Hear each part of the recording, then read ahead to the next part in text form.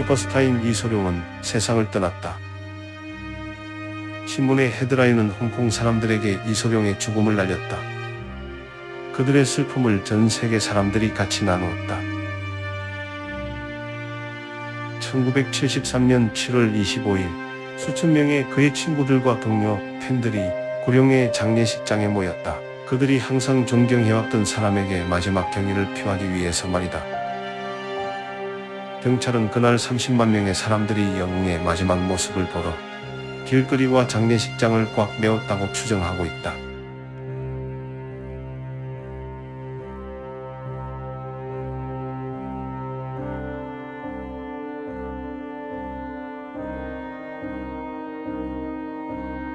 하지만 가장 중요하고 슬픈 사람은 린달이었다.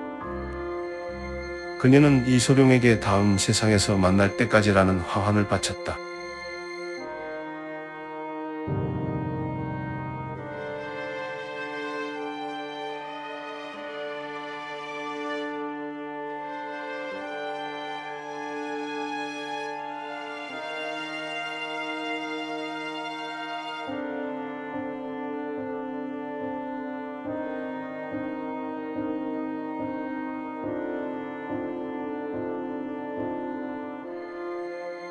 중국의 전통 상복을 입고 린다는 고귀한 장례 의식을 따랐다.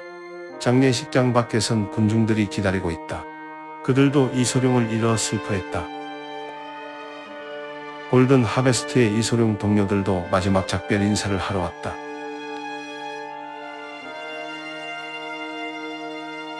장례식장을 찾은 조문객들은 대부분 홍콩 연예계의 인기 스타들이었다. 영화 배우와 제작자 그리고 방송인과 가수들이었다. 그들 모두 이소룡의 친구였던 것을 자랑스러워했다. 그의 경쟁자들과 친구들 그리고 동료 연예인들은 마지막 경의를 표한다.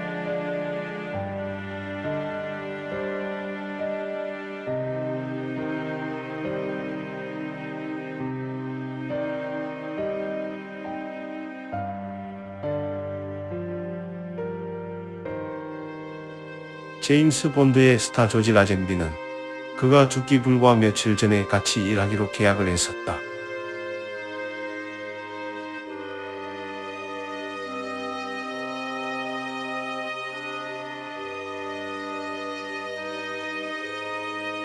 이소룡의 두 자녀 브랜든과 신원은 아버지 영정 사진 앞에 절하고 어머니와 함께 조문객들에게 인사를 올린다. 그들은 어려서 무슨 일이 일어났는지 알지 못했다. 하지만 엄마 옆에서 무릎을 꿇었다. 그들이 엄마가 필요하듯 엄마도 그들이 필요하다는 걸 알고 말이다.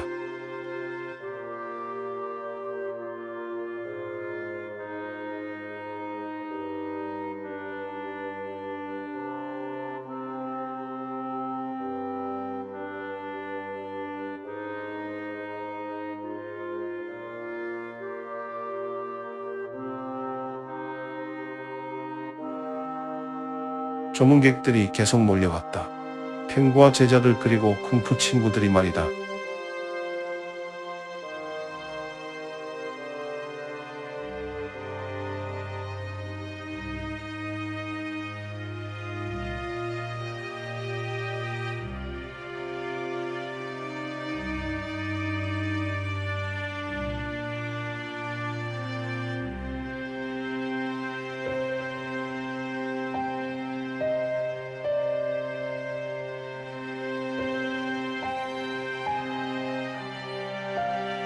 이소룡과 같이 일했거나 그를 알았던 모든 사람들이 조문을 하러 왔다. 그들의 눈엔 충격이 가득하다. 중국 영화계는 한 영웅과 지도자를 잃었다. 다시는 그와 일하지 못할 것이다. 많은 사람들은 친구를 잃었다. 밖에선 군중들이 여전히 기다리고 있었다. 목을 길게 빼고 그를 보기 위해 좋은 자리를 찾았다. 이것이 이소룡을 보는 마지막 기회일 것이다. 마침내 이소룡이 고급스런 관에 실려 나왔다.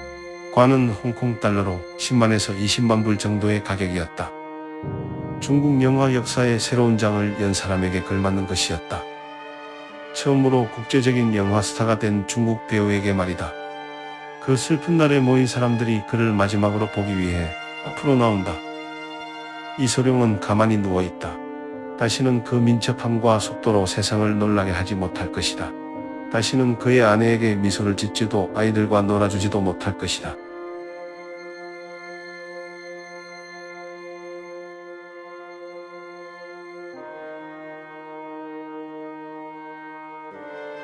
육체적인 대담함과 기발한 생각으로 명예와 재산, 그리고 개인적인 만족감을 얻었던 이소룡은 영원할 것이다.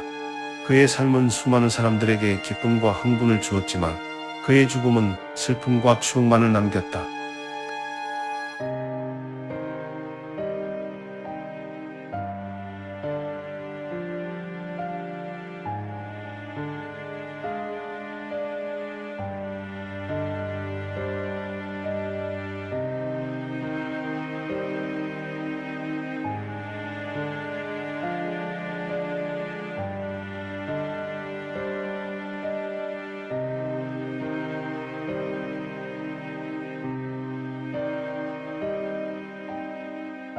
브랜든과 셰넌이 전에 수없이 했던 것처럼 아버지 앞으로 다가온다.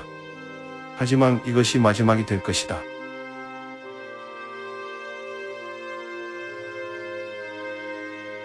린다는 눈물이 다 말라버렸다. 이제 이소룡을 살릴 수 있는 건 없었다. 고통은 남지만 그녀는 삶을 살아야 한다.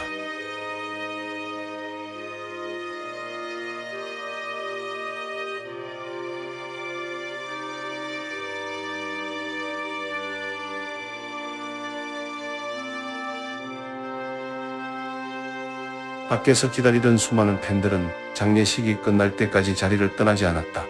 마침내 그들은 이소룡의 가족이 장례식장을 떠나는 걸 지켜본다.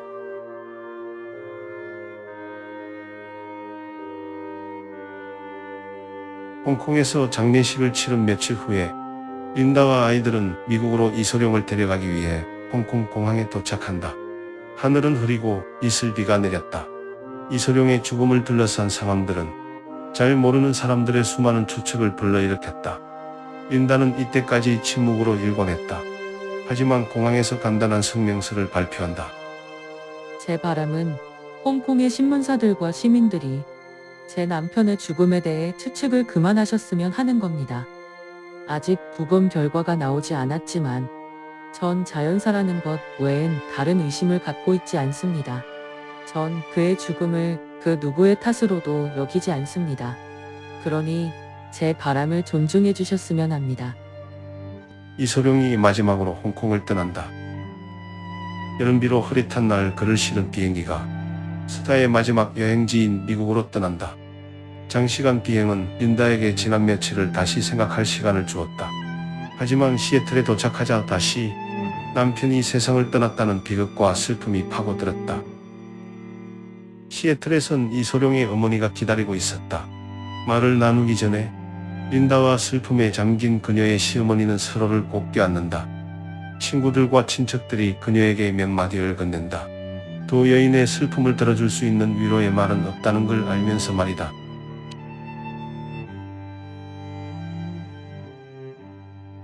침착한 마음으로 린다는 시애틀 장례식을 위해 마지막 준비를 한다. 묘지가 결정되었다. 미국 전역의 친구들과 동료 무슬림들이 이소룡에게 마지막 경의를 표하러 모였다.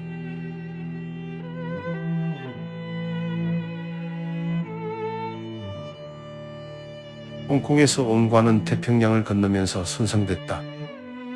그래서 이소룡은 세관에 누워있다. 꽃으로 그의 무술의 트레이드 마크인 태극을 만들었다. 송덕문에는 두 사람이 선택되어졌다. 오랜 친구이자 제자인 타키 키무라와 워너브라더스사 회장인 테드 애슐리였다. 이소룡은 배우로서 천재였다. 이제부터 시작이라고 할 시기에 그를 잃은 것은 세계 영화계에 있어서 피할 수 없는 손실이다. 그리고 마지막으로 린다리가 송덕문을 읽는다. 믿음엔 우리가 바꿀 수 없는 길이 있습니다. 중요한 건 그가 세상을 떠났고 돌아오지 않는다는 거죠. 수천 마일을 날아 장례식에 온 많은 친구들이 훌륭한 무술인에게 마지막 작별 인사를 하기 위해 관을 지나간다.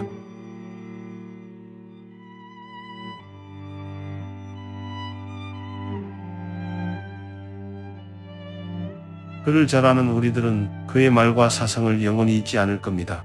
스티브 맥퀸과 제임스 코번 두 사람 그리고 브루스의 옛 제자들이 관을 옮기는 역할을 할 것이다. 이소룡의 어머니가 관으로 천천히 다가와 마지막으로 아들을 만져본다. 그녀의 슬픔은 너무 컸다. 린다가 아이들을 아버지 곁으로 데려간다. 하지만 아이들은 아직 너무 어려 이해하지 못한다. 아버지가 다시는 자신들과 놀지 못하며 지금 그들에게 이야기할 수 없다는 것을 말이다. 마지막 장례식도 마쳤다. 스티브 맥퀸과 제임스 코번이 응구를 돕고 이소룡의 오래전 제자들과 응구를 한다. 그의 마지막 여행을 위한 연구차로 향한다. 제임스 코번이 짧은 작별 인사를 한다. 안타까운 응구자들이 슬픔의 마지막 제스처로 관에 흰 장갑을 던진다.